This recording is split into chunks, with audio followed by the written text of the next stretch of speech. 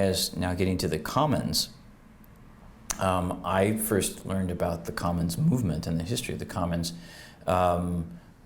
through a group that I collaborated with online from the School of Commoning in London.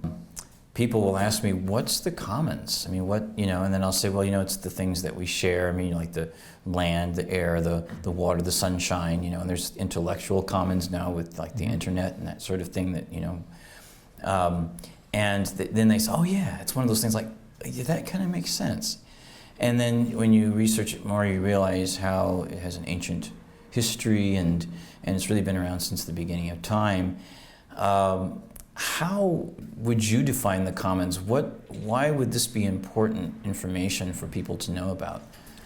I'd say that the commons is that which is outside of the realm of property rights. So the land used to be the commons. Mm-hmm. You didn't used to be able to buy and sell land.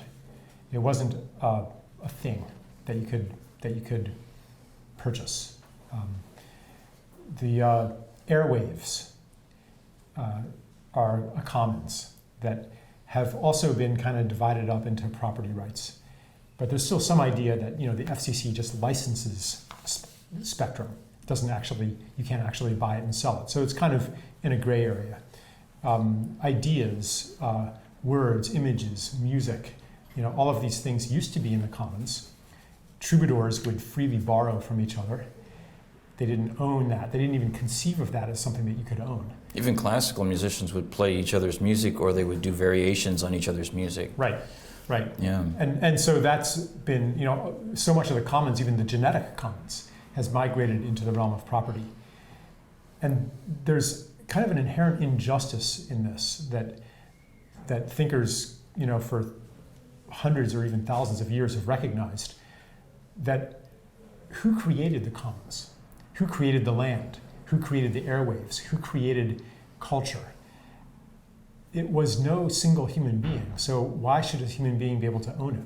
Yes. Even if you write a new song, you didn't do that in a vacuum.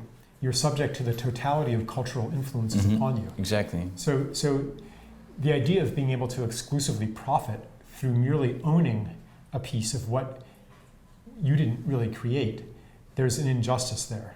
So that translates into economics in various ways.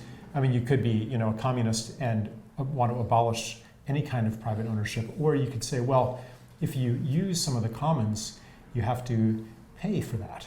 You have to use it well, and that's obviously not happening now. Look at the way that we're using our planet, and look at the concentration of wealth that comes through the exclusive ownership of pieces of it.